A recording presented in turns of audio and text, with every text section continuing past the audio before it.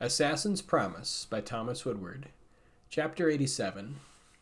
Asric paced heatedly in his rooms. He had a brief reprieve before another meeting with his advisors, scarcely enough time to sit and calm his nerves. A servant entered, and he motioned vaguely off to the right, near his writing table.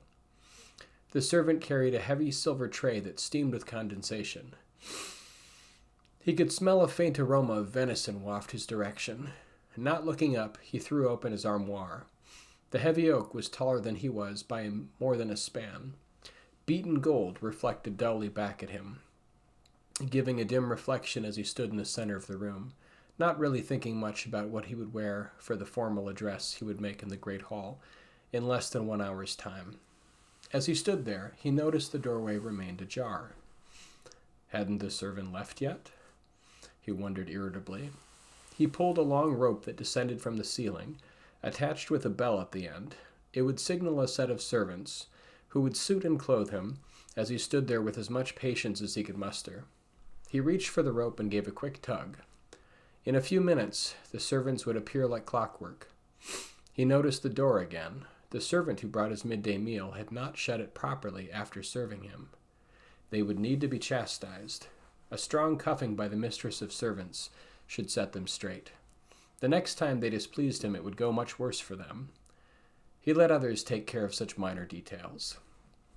Mind wandering, he looked around, considering a quick bite before the other servants arrived. His eyes met a young woman. Her piercing black eyes were like droplets of midnight.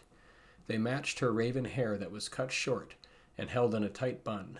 She curtsied low to the moment their eyes met, her arm gesturing towards the piping tray held at chest level to her side.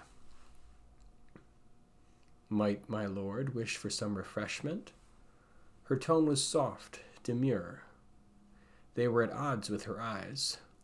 He had seen iron strength there. For only a moment, but it had been enough. He did not recognize this servant. Not that he expected to, but something tugged at him when he looked at her. "Attend!"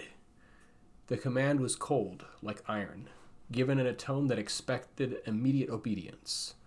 Asric searched for her gaze so he could hold it, but the woman still held herself low. With a lively movement, she rose fluidly. She had the grace of a dancer.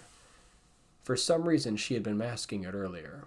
The woman's eyes shone with deference, all remnants of the earlier stare gone like a snuffed candle. Asric wondered if he had simply imagined it.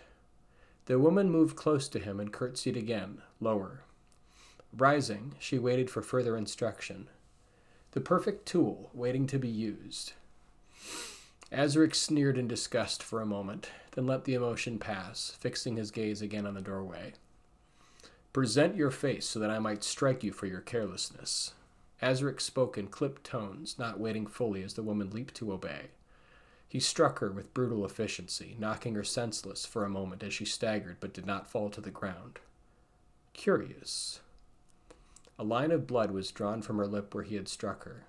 She remained in a demure posture, the heat of his blow turning her pale flesh a brighter shade of pink. Asric stared intently. There was no smoldering anger he could detect. Abruptly turning, he pointed to the door. "Do not forget yourself again. You are to report to Mistress Dovell for your failure to meet even the most basic of my commands. She will mete out your punishment swiftly." Asric waited a clear dismissal.